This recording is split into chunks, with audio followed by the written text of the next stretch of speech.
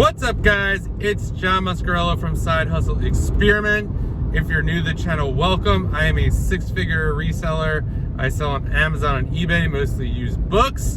And in today's video, I am going to go over what happened this week. It was a awesome week and also a very sad week. Kind of a weird mixture of emotions from a bunch of different stuff, from sources and all this other stuff. But a lot of good stuff happened as well, and that's how most of these weeks go. They're not all good and great, finding hundreds of books worth thousands of dollars. I mean, there was that this week, but you know, it's not always good and great. But you got to stay positive, and I'm just going to kind of let you know what happened. And before I get started, if you have an idea that you want me to make for a video, if you have any questions, please drop them in the comments. I'm always looking for video ideas and always happy to answer any questions you might have. And while you're thinking about that, please like the video, please subscribe to the channel. It would mean the world to me. And let's get started. So the week started off really rough. My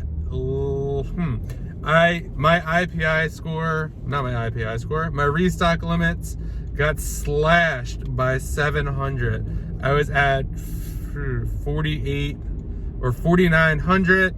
I was sitting great. I had 800 spots. I had about 400 books to send, knowing that I would have another 400 right behind it. And then all of a sudden I was over. So I spent most of Monday cleaning up my inventory again, removing stuff. I have probably close to 600 I'm going to upload this weekend to just get rid of and start fresh. I am really getting tired of this, to be honest with you. Definitely took some serious steps this week to start really getting into OA and wholesale. I talked to a lot of people.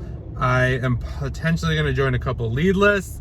I actually had someone come by the warehouse. I will get into that later. But they showed me a couple of things using tactical arbitrage that I'm like, whoa, I was totally using it wrong. But yeah, I honestly don't think Amazon wants FBA booksellers anymore, and that is fine. It is what it is. I've been doing merch fulfilled. I really don't like it. I have posted that on Instagram.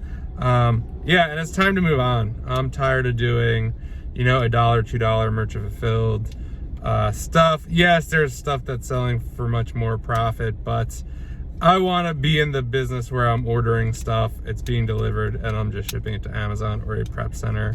And that's what I want to do now. Want to be able to manage it from a laptop. No, that's what I want. So as I'm heading to that direction, that's one of the main drivers. I only think the restock limits are going to get worse, especially as Q4 comes. I could honestly see Amazon being like, you cannot send anything in that's not like toys or, I don't know, whatever the hot seller happens to be around, or electronics. So yeah, that's that. I am definitely switching over. This week we listed about, I did a video about it, over $5,400 in eBay listings. So that was exciting. It was all from the batch we just did. The new source who gave us 30 Gaylords. It turned out to be not a great batch. When you like look at the numbers, it looks good. I mean, or could be looking good, but like the amount of work that it was to get through these 30, it was a lot of garbage in these Gaylords, magazines, toys, glass. Like, it was just terrible. The books were dirty. It almost looked like they were stored outside. A lot of them were warped, so I really think they were stored outside. So definitely not a place I will do business with again. And for a caveat, the person did nothing wrong. Like, I tried it, the material wasn't great, and it's time to move on. What else happened this week? So the people who pick up my duds, they still cannot come and get them. So annoying. I thought that this would only last a week, but it looks like they might not be able to even start to come until second week of August. Again, right now I have a workaround where my current supplier will take them. Pro tip for this, like, make sure you're labeling those Gaylords that you're giving back to your supplier. This way you know for sure if you got that Gaylord back. I've been working with this person forever, or not forever, for almost 2 years. I know he would never do that, and even if he did, he would credit me, so I don't really care. But it's always a good habit to do, to mark like what is bad as usual. This way you're not pulling a Gaylord and going through it again, doing double work. So that was that. I think Wednesday, was it Wednesday or Thursday? An Instagram follower came and visited my warehouse. I don't know if he wants to be shouted out, so I'm not going to shout him out. But it was a lot of fun. They're thinking about getting into bulk books. I kind of gave them my opinion on that. They do mostly OA and some other stuff. And the awesome part about the reselling, like, I gave him all my insight on bulk books and how to get a warehouse and, you know, what to be aware of, sources to stay away from. They were thinking about using one of the people I used who really screwed me over. And that's a big point right here. Like, what you see on Instagram, I almost feel like is like smoke screen and mirrors. You have no idea what's going on behind the scenes of most people's businesses. Everyone says, oh, I have this great source and this or that. And like, yeah, some do. But a lot of the times, like, I know now of about close to 5 to 10 people who have used this person, and everyone's looking for new suppliers. And yeah, so they were gonna use them, and now it's looking like they're not. And that's what it's all about, guys. It's like word of mouth. Like, it doesn't matter what people say in your comments or, you know, when they're talking to you. It's what they say behind your back. And, you know, I'm always very aware of that.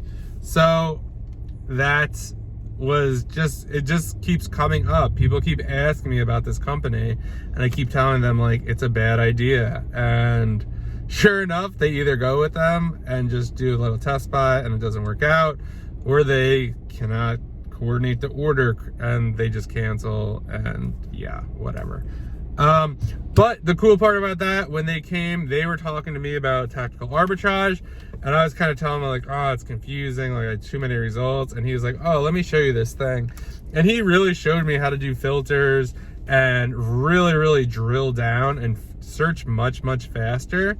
And it was just really interesting too. Like, this person had been on a lot of lead lists, and he's kind of hinted that, like, you know, a lot of them stink. The ones they've tried and the ones I was going to try. So I might not be doing that. And I guess in theory, it's kind of just like, well, like, why are they putting the leads on this list? I feel like they're finding lots of good stuff. They're probably keeping the best stuff for them. And what they're like, yeah, they're putting on the list. And I get it, like, it helps people get started or whatnot. But you know what? I think it might be best for me to just do my own thing, kind of learn TA a little bit, and also do wholesale. The plan would be for right now, 2 hours when I get there in the morning, either do OA or search for wholesale stuff. I was on a Zoom yesterday, or not a Zoom, a YouTube Live with Flips for Miles, All Out Amazon, and Fields for Profit. Shout out to them. They all suggested I do wholesale since I have a warehouse. So I will definitely be doing that. I've also heard TA is a great place to find wholesale sources because of the stuff you're finding. You can find the manufacturer. So that is the new game plan. And I just have to commit to it. And you know what? If we don't get finished with the books and eBay for the week, it's just gonna have to spill over to next week, and that's just how it's gonna be, because I have to do what's best for the business. And right now, that is not selling books. I am sitting on a ton of capital. I don't say that to brag. It's just that, like, to put that into books would be absolutely insane and a terrible idea. So that's where that's at. Textbook season's coming up, so that's exciting. So there's that. What else happened this week? Oh, I got a huge donation. I've been getting calls like crazy. I have a book website that I made, I don't know, 3 years ago. And I don't know, maybe it's like getting lots of traffic now since it's been up for 3 years. And basically it just says, hey, we'll buy your books, or we take donations. And there's a form that people can fill out.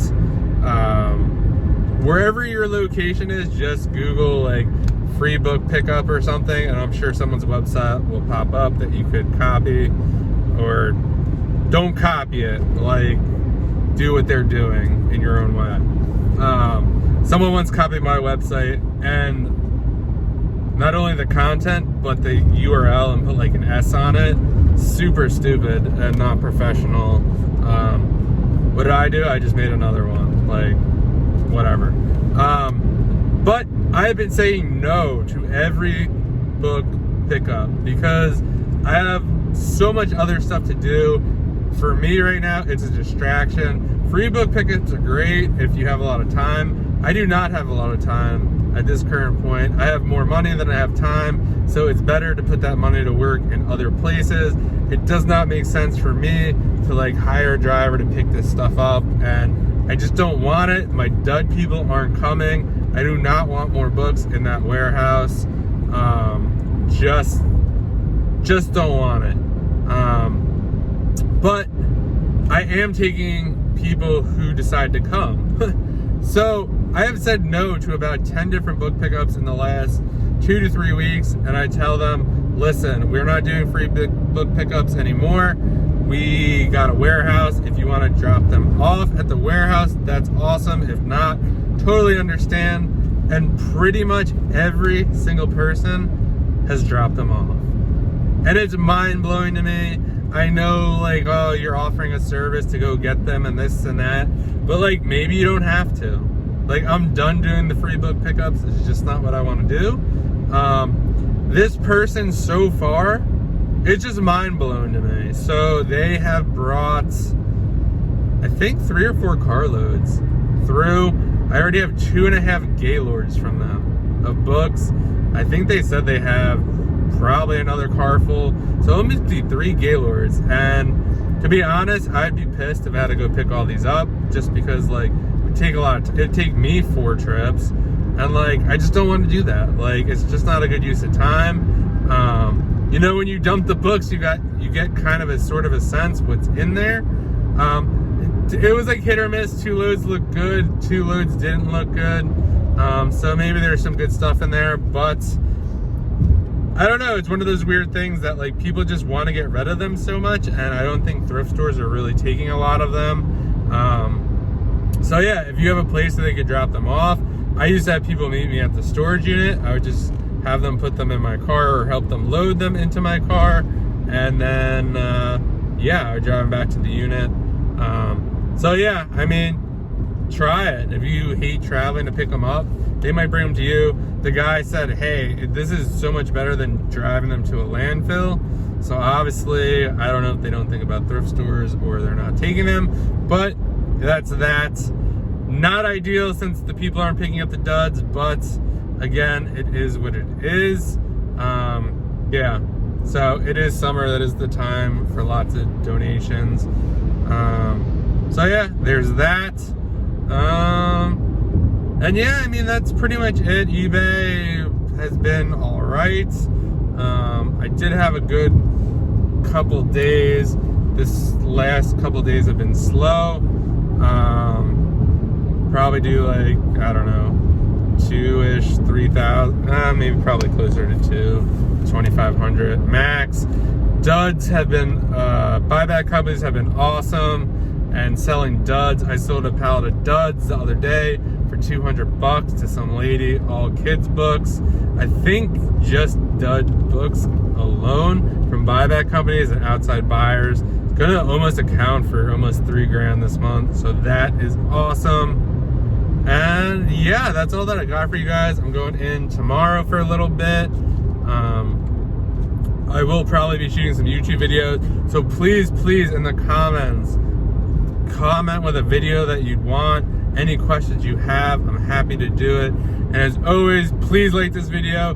Please subscribe to the channel, and I will see you in the next video.